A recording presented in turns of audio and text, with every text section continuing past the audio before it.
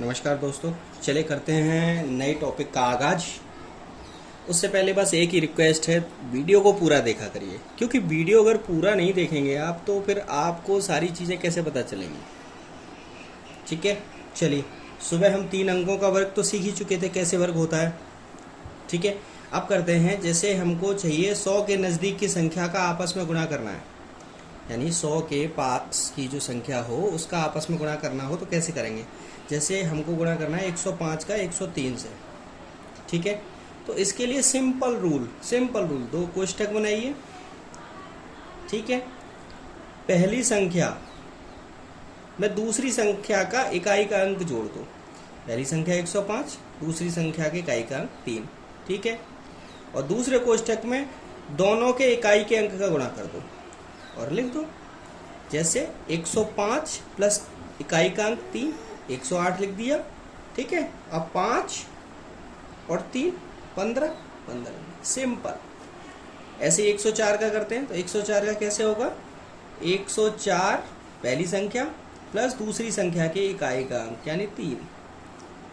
दूसरे कोष्ठक में इकाई का अंक 4 गुणा 3 कितना हो गया, 104 और 3 कितना हो गया, 107 और 4 तिया 12। यही आंसर आएगा, आप देख लीजिए। ठीक है, अगला देखते हैं। सेम 106 पहली पूरी संख्या दूसरी संख्या के इकाई का अंक, दूसरे कोष्ठक में पहली संख्या के इकाई का अंक गुणा दूसरी संख्या के इकाई का अंक, ये हो गया 111। 106 और 5 111 और 6 पंजे 30, 130। समझ में आ गया आपको। सेम चौथा भी ऑलरेडी मैंने सॉल्व किया हुआ है, लेकिन आप लोग भी सॉल्व कर सकते हैं। 107 इकाई का अंक 112 हो गया और 7 गुणा 5 35, 112 35। ठीक है, फॉर्मूला भी लिखा हुआ है मैंने। पहली पूरी संख्या पहले कोष्ठक में पहली पूरी संख्या प्लस दूसरी संख्या का इकाई का अंक कोष्ठक बंद, फिर दूसरा कोष्ठक दोनों संख्याओं के इकाई का अंक का आपस में गुणा। ठीक है, चलिए। अब इसमें एक नोट मैंने डाला है, यदि इकाई के अंक में आपस में गुणा करने पर एक ही अंक आए, मीन्स जैसे इकाई का अंक हो ये, जैसे मैंने एग्जांपल दिया है 102 का 102 में गुणा करते हैं। ठीक है, तो 102 पूरी संख्या प्लस अगली संख्या 2, तो 104 हो गया। अब 2 और 2 का आपस में गुणा कर रहे हैं तो 4 आ रहा है, यानी अंक एक ही आ रहा है।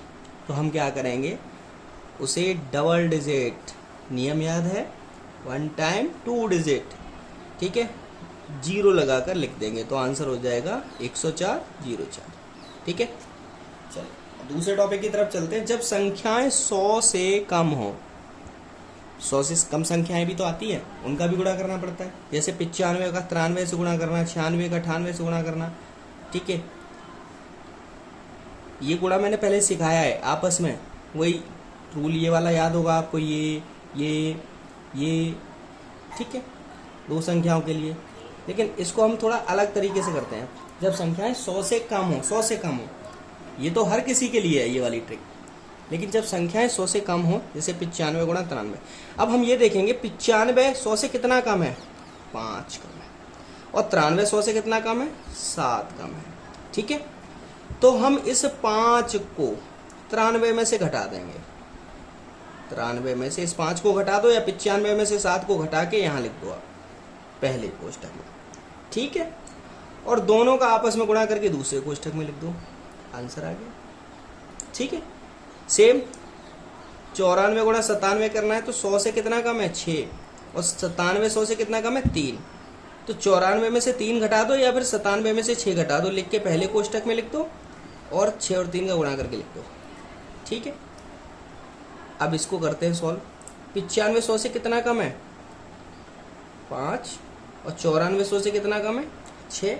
अब हमको करना क्या है, इसमें से ये घटाना है या इसमें से ये घटाना है, पहला कोष्ठक दूसरा कोष्ठक। ठीक है, 94 से 5 घटाया तो कितना आया, 89। अब 95 से 6 घटाओगे तो भी 89 आएगा, और इनका आपस में गुणा कर दिया, 5 गुणा 6, आंसर क्या आया, 8930। समझ गए ना। चलिए एक क्वेश्चन और ले लेते हैं, ये लिख लेते हैं, थोड़ी जगह कम है। ठीक है, 97 मल्टीप्लाई 93। ठीक है, ये लिखा है कहीं मैंने क्या? नहीं लिखा है। चलिए सिंपल, कितना कम है 3, कितना कम है 7। 93 में से 3 घटा दो, 90 बचा और 7 दिया 21, 90 21, ये आंसर हो गया।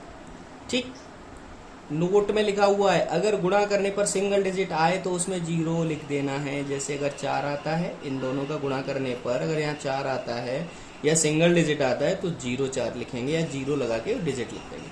ठीक है, चलिए okay, thank you very much, have a nice day. Next topic कल देखेंगे।